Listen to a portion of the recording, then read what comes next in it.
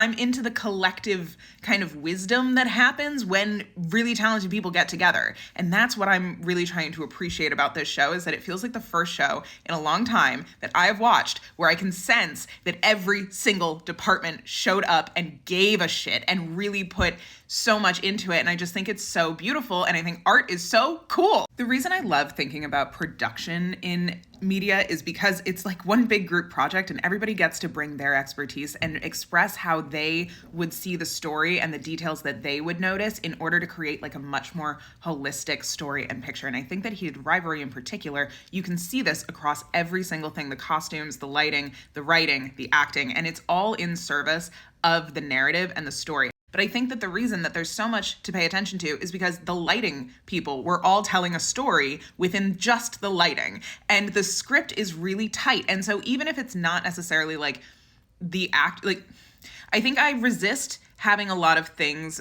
placed on improv and just purely acting choices, not because I don't respect actors and what they do, but because I do respect actors and what they do. And it's not unconscious. Like, a lot of the things that happened were very purposefully set up and very purposefully paid off. And I think that that is such a beautiful way to acknowledge like the depth of the story that they're telling. And so it's great that there is no behind the scenes of the actors having to be like, and remember, in this scene, people don't know we're dating, so it doesn't make sense that this would happen. Because I think that it's very clear that the script was very tight. And so like, yes, the actors maybe played off of each other's pauses and how they did different things, but honestly, I don't know enough about how they shot it in order to know like if they had done that scene before that scene, of which was a callback to which or a call forward.